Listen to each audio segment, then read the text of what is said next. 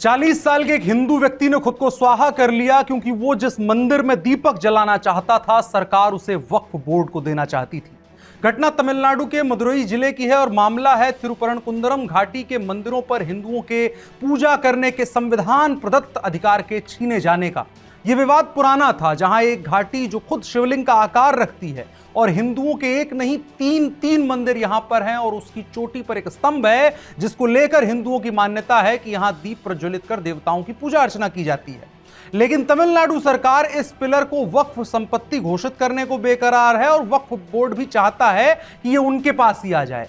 यहां तक कि जब इसी 1 दिसंबर को मद्रास हाईकोर्ट के न्यायमूर्ति GR स्वामीनाथन ने आदेश दिया कि इसी दीप स्तंभ पर दीप प्रज्वलित किया जाएगा, तो जब हिंदू पक्ष CISF की सुरक्षा में दीप जलाने जा रहा था तो तमिलनाडु सरकार की पुलिस ने आकर उन्हें रोक दिया और दीप न जलने देने के लिए तमिलनाडु सरकार फिर से कोर्ट में चली गई।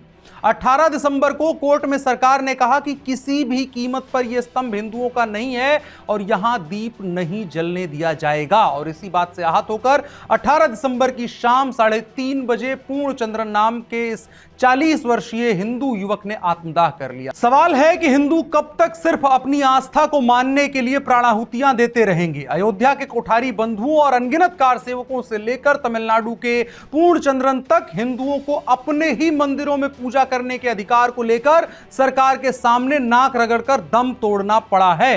कहते हैं प्रत्यक्ष को प्रमाण की क्या आवश्यकता है, लेकिन भारत की धर्मनिरपेक्ष व्यवस्था को जब तक हिंदू अपनी खून की स्याही से लिखकर प्रमाण न दे तब तक उसे कुछ समझ में नहीं आता है। यह दुखद है कि अपने 2 छोटे बच्चों और पत्नी को असहाय छोड़कर पूर्णचंद्रन को मृत्यु का आलिंगन करना पड़ा, लेकिन इनकी मृत्यु वही सवाल छोड़कर चली जाती है कि क्षमा दया तप त्याग मनोबल सबका लिया सहारा, पर नर व्याघ्र सुयोधन तुमसे कहो कहां कब हारा। और समाज को यह समझना चाहिए कि अगर 6 दिसंबर 1992 की भाषा ही समझ में आती है तो तमिलनाडु की सरकार को उसी भाषा में समझाए जाने की जरूरत है।